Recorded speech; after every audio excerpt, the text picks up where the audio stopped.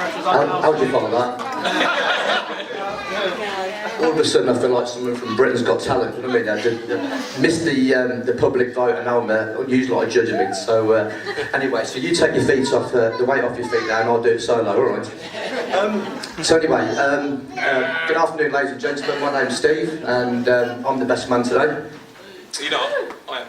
So, well, actually. So before I can make a complete fool of myself, I just want to say thank you very much to Carl for letting me be his best man, and I'm absolutely honoured to be here today. Nervous, but absolutely honoured. I'd also just would like to point out, I know it's already been previously said, but just thank you very much for the bridesmaids, Daisy, Shakoni, Lacey, Poppy and Imogen. And also, I should just mention, obviously, the page boy, Marley, and also the usher, Colin. I believe Colin was asked to be an usher because he's taller than me, and Howdy Cole wanted to make me look short and fat in the photographs. And also, Colin was there just to make Cole look good in the photographs. So, there you go. So the speech. So where do I start? So for anybody who's been a best man, obviously you'll know the nerves, the stress, and all the things that come with standing here and looking at all you scary lot at the moment. So I decided to go to to Google and onto the old web and do a bit of research. So I thought that'd be the best idea to do my speech. So anyway, 4.5 hours later on the web, and yes, found some really interesting stuff. And then I remembered I was supposed to be looking at best man speeches, so I quickly deleted the browse history off the internet and decided to crack on with that. So checked the speech out with Carl, and he did sort of say, just make sure you don't mention any previous girlfriends, but it took 3 seconds out, so it wasn't really a problem there in any way, shape or form. So that was fine. Okay, so where do we start? 1975, there you go, that's a year. Why is that a year to remember? Well, a couple of 3 things why that's a year to remember. First of all, for those who remember, it was the year Margaret Thatcher defeated Edward Heath for Conservative leadership. It was also the year Muhammad Ali beat Joe Bugner in 15. It was also the year of CES. Yes, everybody. Carl Eric Stairs. 17th of January, 1975. So it got me thinking a little bit. I thought myself, if Margaret Thatcher and Muhammad Ali in those years did something historic, what actually happened on the 17th of January, apart from Carl being born? So back on the web, and it seems nothing really happened on the 17th of January, in any way, shape or form, no? Nothing at all, just a normal day. However, a quick trip to the local hospital, and actually, it's recorded as a very memorable day. Every year, when they get their calendar, it's marked the 17th of January. They call it Ugly Wednesday.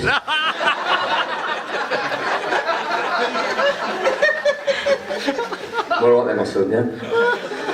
Oh, there you go. Sorry about this, I've got so many cards there, it's a killer.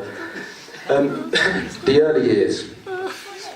Now, apparently Cal was a bit of a slow starter at school, and unfortunately he was different to all the other 4-year-olds. He was 11.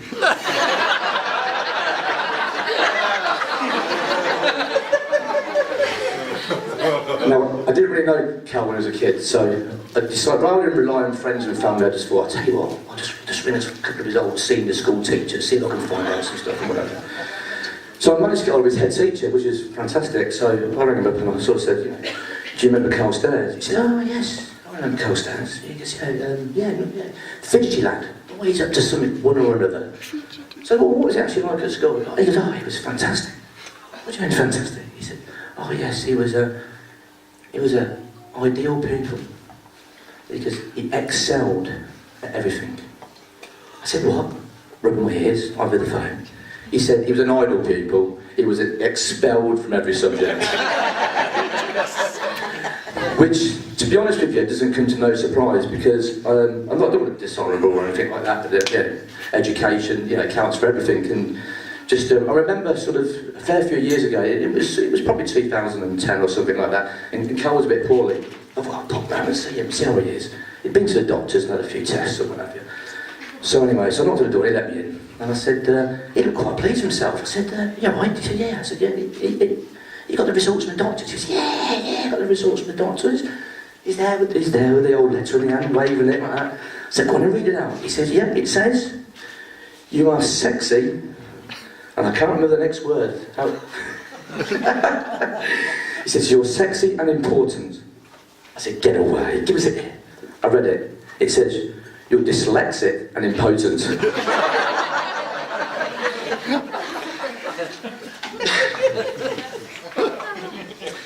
Okay, the stag.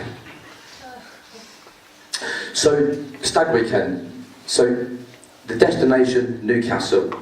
Why? Well, Cal's choice, if I'm being honest with you. Remember, what goes on in Newcastle stays in Newcastle. Well, nearly all anyway. So the stag weekend composes, well, originally 29 guys. Okay, the other 11 come and join us later on in the evening. So we're all booked in hotels, we've got a bit of go-karting, we're booked into a comedy store, and we've got VIP lounge tickets to a nightclub called Tiger Tigers. What can go wrong? A couple of days before, I think it was John, who pointed out that there was a strip show on. So, it's a few joys and a few cheers, and a bit better than the strip show. But unfortunately, the strip show was called The Dream Boys. Oh yes. Quick phone call, lucky, show was on early. We'd be there well after 10, show started at 7 and finished for 9. Anyway, so the weekend starts and we all group up at the go-karting, and so we all get sort of checked in, bit of a brief, the do's and don'ts, and we get a few warm-up laps, which is fantastic. And then all the big EOs comes out, and guess who's with the biggest of all? Yes, Cal. Anyway, there's Cal, dressed in his all-in-one boiler suit and his crash helmet. Cal was picked out for the first race, and he strutted up to his car. And just at that moment, you know exactly what he's thinking to himself. Stig from Top Gear, eat your heart out. But from where we was all standing, he looked just a little bit more like Poe from the Teletubbies. He won his race and actually made it to the finals, which is, you know, first for Carl anyway. So he was determined to win, and yes, red, amber, green, and off he went. Result? Well, put it this way. I think it's the first time Carl's ever come last.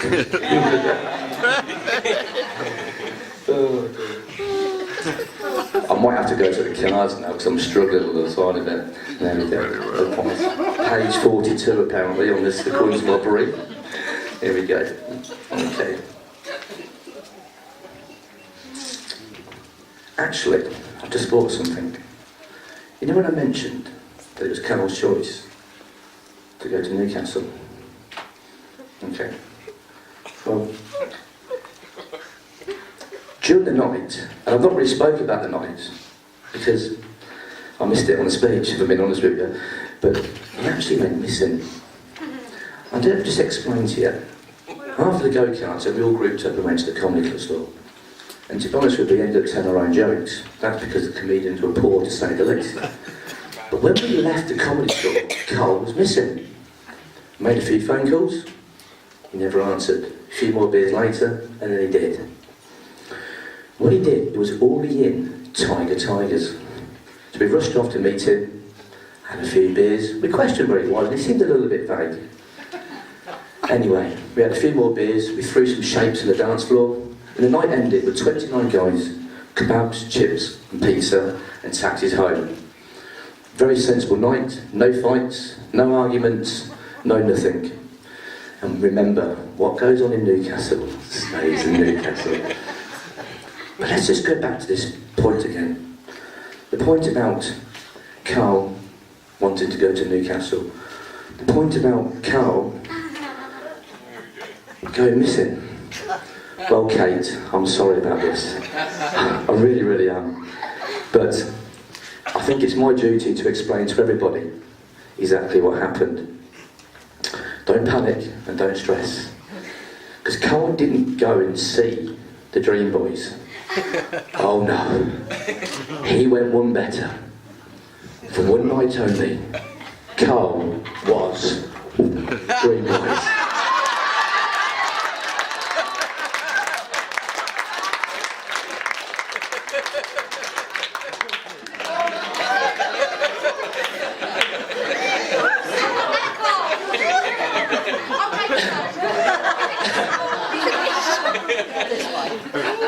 He's lost a couple of inches. Apparently everything's life side apart from the handbag. Was so just for any young ladies get a bit hot on the collar, you can come and get some photographs later on. He's charging £5 or £3 for a tenner.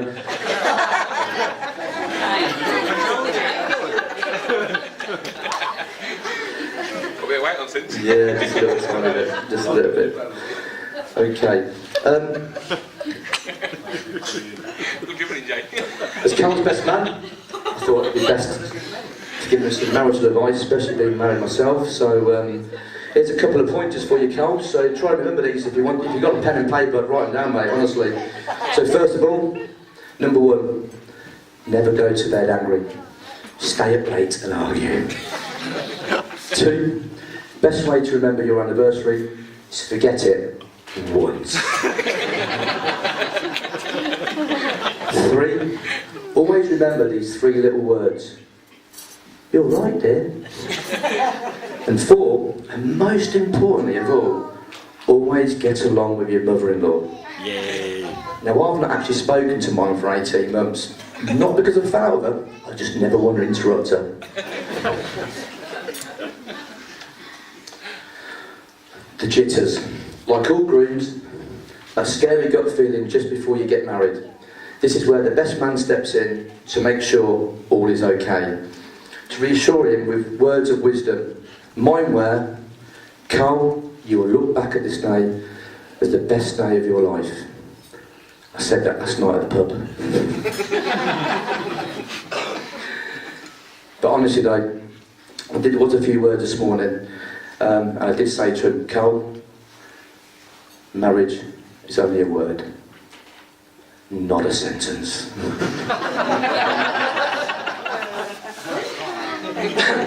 The bride. Kate, watching you walk down the aisle today, I thought to myself how lucky Carl is to marry you. Carl has everything. Today he will gain a beautiful woman who is funny, warm and caring. Love and loving. And Kate, today you will gain a beautiful dress and a beautiful bouquet of flowers. Now, I had a quick chat before they got married. I sort of said to Kate's mum, Chris, I said, you know, what do you think about Kate getting married today? And Chris turned around and she says, it seems only like yesterday she was going to bed with a dummy. So the album repeats herself.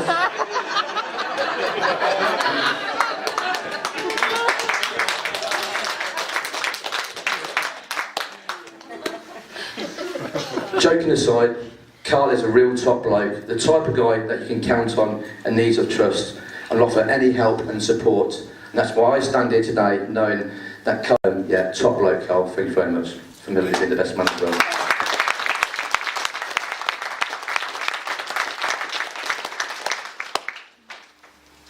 And as a man who would drink to absolutely anything, if I can ask you all to be upstanding.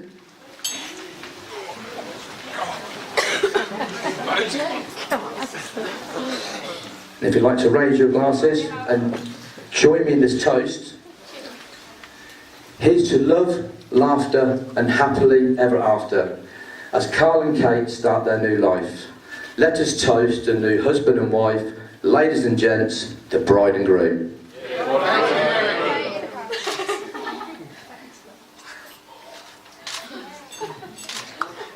Thank you very much.